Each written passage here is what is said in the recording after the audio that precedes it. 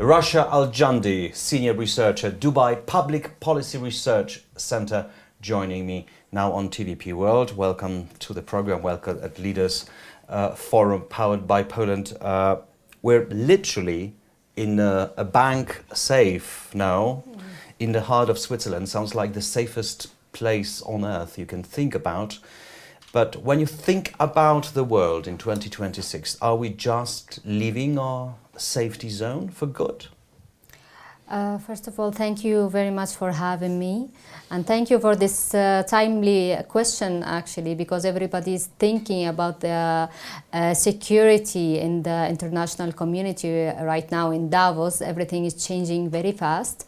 For us in the Middle East and the GCC in particular, we see the world changing in a way that nobody really predicted. It's multi-layered threats and changes. First of all, the international law is not mandatory anymore. Donald Trump openly said that it's not international. He's not interested in international law. Yeah. He's interested in his own political instincts. Yes, so when the most powerful country in the whole world that adopted this international law in the first place would say that countries that is aligned with this US vision of world security, world order, since the end of the Cold War. So what kind of chapter in the history of the globe are we just entering? I think we are in an uncertain phase of world politics, where countries like Israel can attack Qatar, a US ally who is actually mediating in to end a conflict. When a country like Iran is going into negotiation with the US and suddenly it's not just... I've just heard one of the prime ministers coming here to Davos. There are lots and lots of politicians, as you know, coming here to talk about the future of the world, and one of them said, "This is a mad world." Is it? Well, yes, but you know, in the Middle East, we live in this mad world, like usually. But usually, wise actors are the ones like the U.S., like Europe, are the ones like who manage this mad world for us. So maybe you can tell us, as a researcher, also, in what phase of this process of shaping the new world order, are we in 2026? They say that even this summit here in Davos is quite special because expectations are very high, but also fears are extremely dominant. Well, in fact, in the Middle East, we usually tend to prepare for the worst and pray for the best, like they say. So we think that the interest, since President Trump is thinking about the interest of the United States and how he see the interest of the United States in the whole the world, that his wisdom will prevail, because the Europe and the Middle Eastern countries are the most reliable allies that the U.S. could have. Do you think Donald Trump will understand it finally? He would understand it because the U.S. would the U.S. economy would be affected. So U.S. security is related to its allies' security. There is a bit of a feeling of confrontation here at Davos. Even though the main slogan is the spirit of dialogue, the real feeling, perhaps not during the official panels, is that of a confrontation. Some politicians and commentators are using the word bazooka for the legislative instrument that Europe could possibly use in retaliation against the tariff threats by Donald Trump? Well, this is why I was saying that the U.S. Economy could be affected.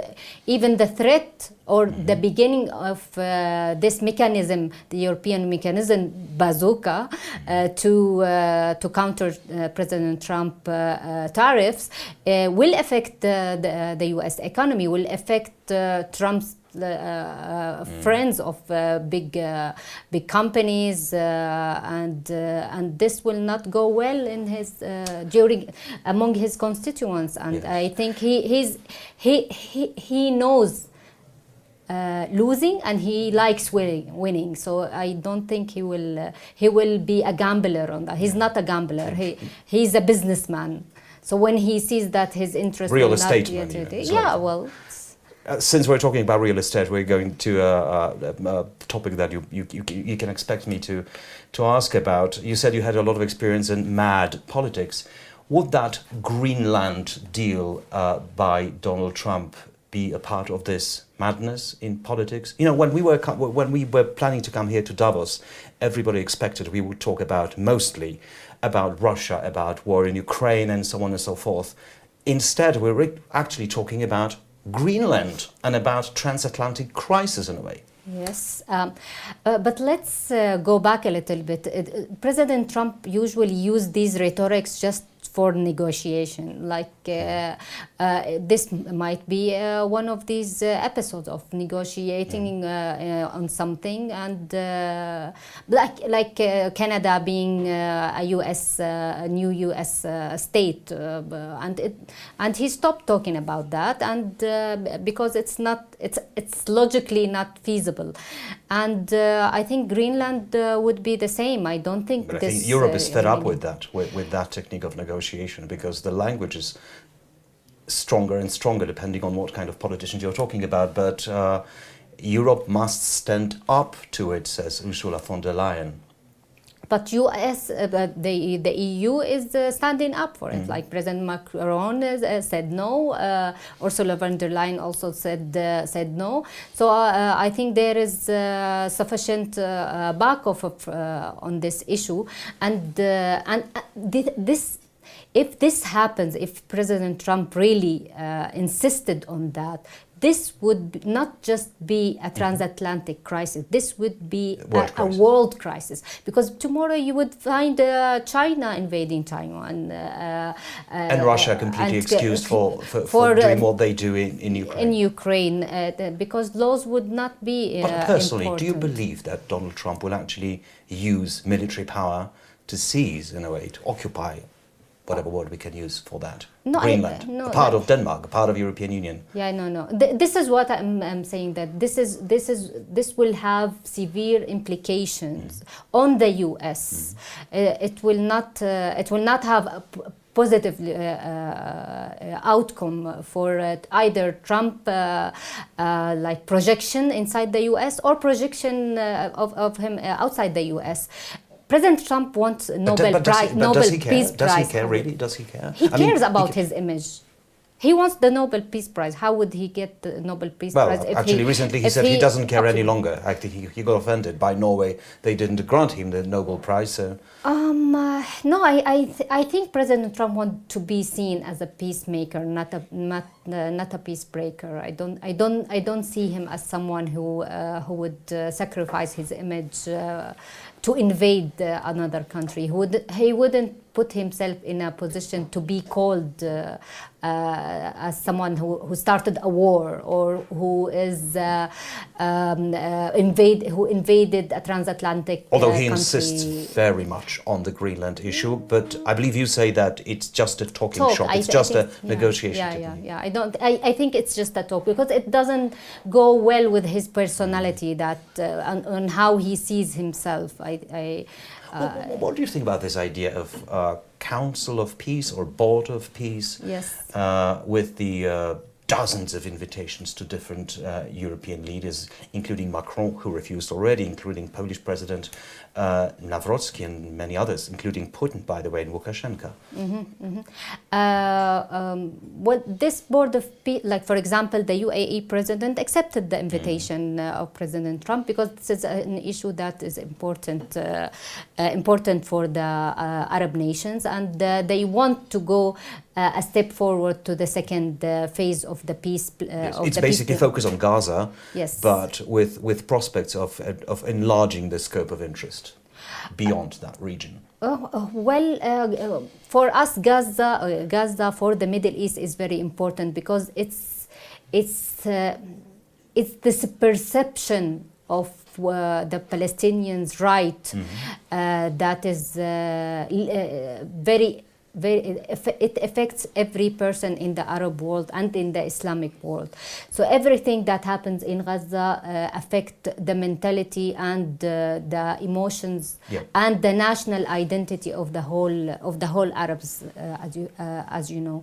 And for example, for the UAE, recently they announced an envoy for terrorism. Why is that? In my opinion, it's because there is a fear that everything is happening in Gaza could amplify this new wave of terrorism. And coming back to the Board of Peace or Council of Peace, whatever you call it, what kind of political consequences might it have in Europe? The Board of well, if what is leaked that it could replace the